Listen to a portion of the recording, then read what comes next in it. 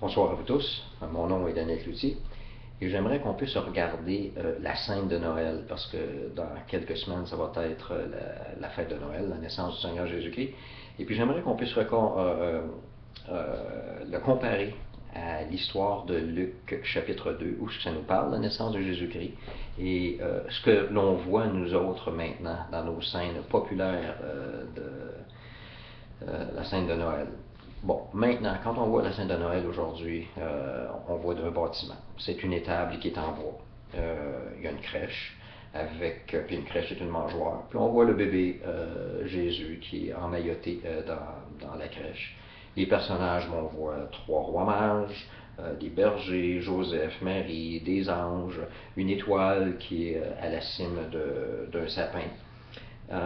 On voit trois cadeaux, l'or, l'encens, la myrrhe, des animaux, brebis, bœufs, ânes, chameaux. Et tout ça pour en arriver au temps du mois de décembre, le 25 décembre, où on fête la fête de Noël. Et ça nous rappelle que cette étable-là était en Bethléem. En gros, là, c'est ce qu'on voit d'une scène de Noël aujourd'hui. Bon, maintenant, pour ce qui est du bâtiment. En Israël, au temps de Jésus, les étables n'étaient pas faites en bois. C'était des grottes qui étaient utilisées pour abriter les troupeaux, pour les protéger des intempéries et pour en prendre soin.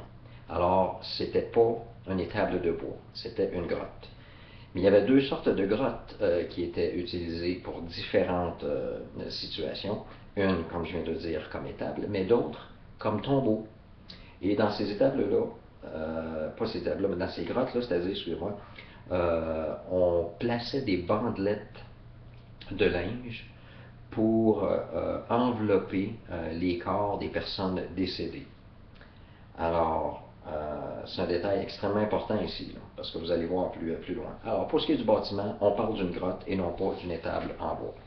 Pour ce qui est des personnages, bon, encore Joseph, Marie, Jésus, les bergers juifs qui vont venir rendre hommage au Seigneur Jésus-Christ. Ça n'est pas de problème.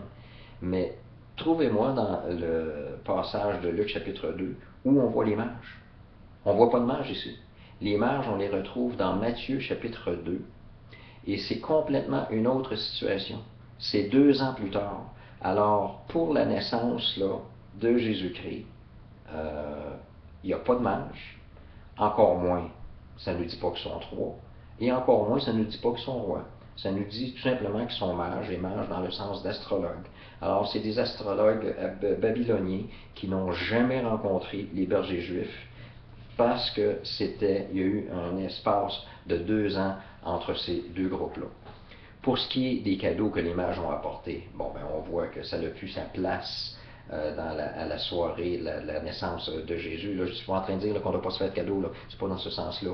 C'est que si on regarde le texte, les cadeaux sont arrivés 2 ans plus tard. Puis il y a une raison aussi avec ces cadeaux-là, ça va être pour pourvoir aux besoins de la famille de Joseph qui va être appelé à aller en Égypte pour protéger l'enfant Jésus de Hérode d'être tué. Mais on va continuer d'en parler un petit peu au sujet de ces cadeaux-là. L'or, dans les Écritures, ça a un sens de royauté. Ça a été apporté par les mages, l'or, l'encens, la myrrhe. L'encens, c'est dans le sens de divinité, et la myrrhe par rapport au sacrifice. Alors on voit ici le Dieu roi qui doit être sacrifié. Même dans ces 3 cadeaux-là, on voit l'œuvre de Jésus-Christ qui va venir accomplir pour nous pécheurs. Et puis l'or que les mages ont apporté 2 ans plus tard à Joseph et qui s'enfuit en Égypte avec sa famille, ben ça va pouvoir lui permettre de survivre parce que, n'oubliez pas que Joseph était pauvre. On le voit au travers des Écritures, là. Alors le Seigneur pourvoit à leurs besoins pendant le temps qu'ils vont être en Égypte. Mais on voit que le soir, ou le temps de la naissance du Seigneur Jésus-Christ, il n'y a pas eu de cadeau apporté par les mages parce qu'ils n'étaient pas là, les mages. Pour ce qui est des animaux, ben, il n'y a pas de problème. Chameau, brebis, bœuf, âne, ils pouvaient très bien être dans la grotte. Maintenant, pour ce qui est de l'étoile encore, c'est associé à Matthieu 2 et non pas Luc chapitre 2. C'est relié aux mages qui était le signe pour eux qu'il y avait un roi le roi des Juifs qui venait de naître en Israël. Ça a été le signe pour eux et non pas pour les bergers. Qu'est-ce qui est arrivé aux bergers? Ben, eux, c'est Luc chapitre 2, verset 9, puis il n'y a pas d'étoile ici, mais ça dit, et voici un ange du Seigneur leur apparut, et la gloire du Seigneur resplendit autour d'eux. Et ici, la gloire du Seigneur resplendit, c'est vraiment, on pourrait remplacer ça par la gloire de Shekinah. C'est que la gloire de Shekinah, c'est une manifestation visible de la présence de Dieu. Et Dieu s'est manifesté de façon différente au travers de l'histoire. C'était soit par le feu, nuage, noirceur, lumière, brillance. Et puis, alors ici, c'est la gloire de Shekinah qui accompagne l'ange qui fait une grande déclaration au berger. Et cette gloire de Shekinah, ça faisait 450 ans qu'elle n'était pas réapparue en Israël. Alors, on voit ici que l'étoile n'a pas sa place, mais que c'est la gloire de Shekinah qui était représentée d'une autre manière. Ça ne nous le dit pas ici dans le texte, mais ce n'était pas l'étoile. Pour ce qui est du temps, on célèbre maintenant, le 25 décembre, la naissance du Seigneur Jésus-Christ. Bon, les érudits qui sont sérieux nous disent qu'on ne peut même pas déterminer le temps de l'année. On ne sait même pas si c'est au mois de décembre, au mois de juillet, encore bien moins la date précise. Et puis, mais par contre, on peut dire qu'au travers des études de la prophétie de Daniel et du devin Balaam, que, la naissance de Jésus-Christ s'est passée entre l'an 7 et 5 avant Jésus-Christ. Ça peut être 7, il y en a qui pensent plus que ce serait 7 ou 6, là, mais il y a ces trois dates-là, mais c'est avant Jésus-Christ, 7, 6, 5 avant Jésus-Christ. Et je vous rappelle que pour ce qui est du temps entre l'histoire de Luc chapitre 2 qui nous parle de la naissance de Jésus et de Matthieu chapitre 2 qui nous parle de la visite des astrologues pour voir l'enfant Jésus et non pas le bébé Jésus, il y a eu 2 ans qui s'est passé. Et le lieu, c'est à Bethléem. Maintenant, ça se passe dans une grotte. Je vais me prendre quelques minutes pour vous parler du signe que l'ange a donné au berger.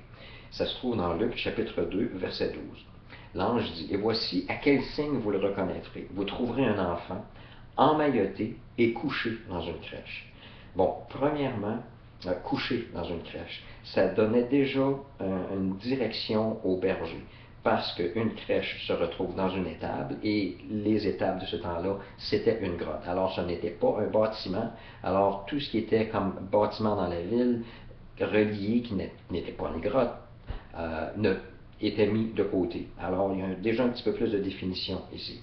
Et deuxièmement, emmailloté, c'est qu'il y avait, c'est dans le sens ici de bandelettes de linge qui étaient utilisées pour envelopper, pas les bébés, parce qu'on pouvait prendre des bandelettes de linge pour envelopper, emmailloter un enfant.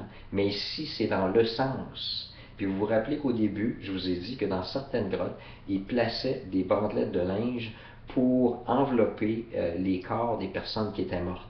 C'est dans ce sens-là, ici, que ces bandelettes de linge-là sont utilisées. C'est que Jésus, à sa naissance, est déjà enveloppé avec des bandelettes de linge qui vont être, ces mêmes bandelettes, ce même style de bandelettes-là, vont être utilisées pour quand il va mourir.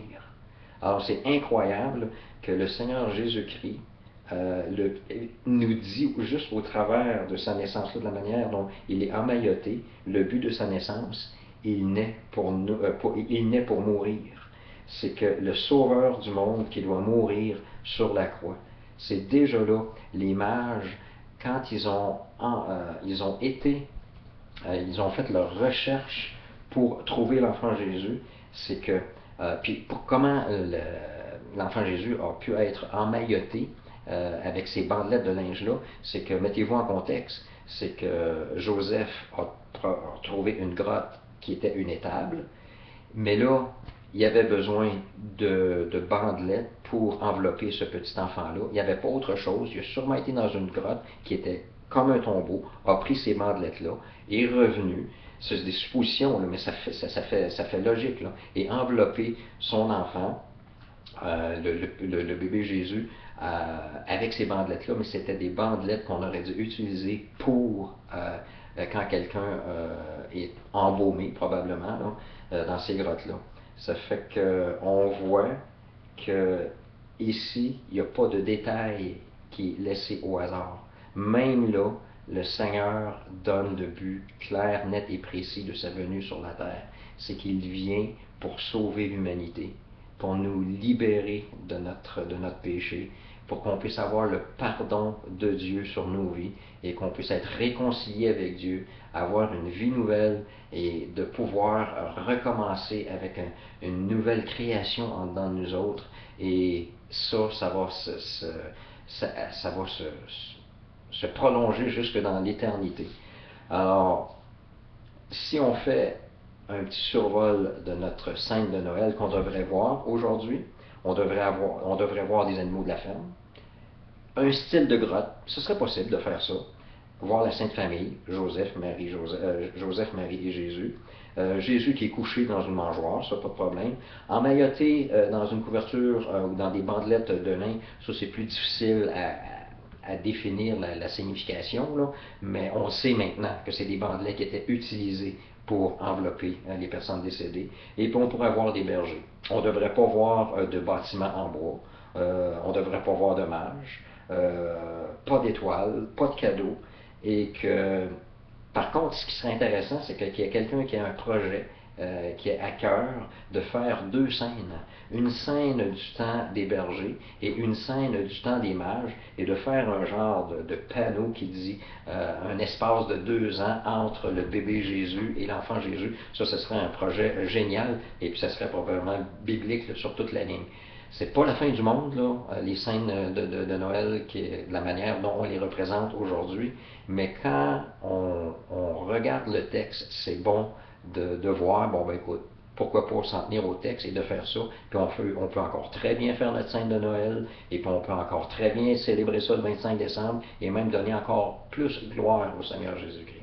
Alors je vous souhaite un joyeux Noël, et pour les Anglais, un Merry Christmas. Alors, à la prochaine. Merci. Au revoir.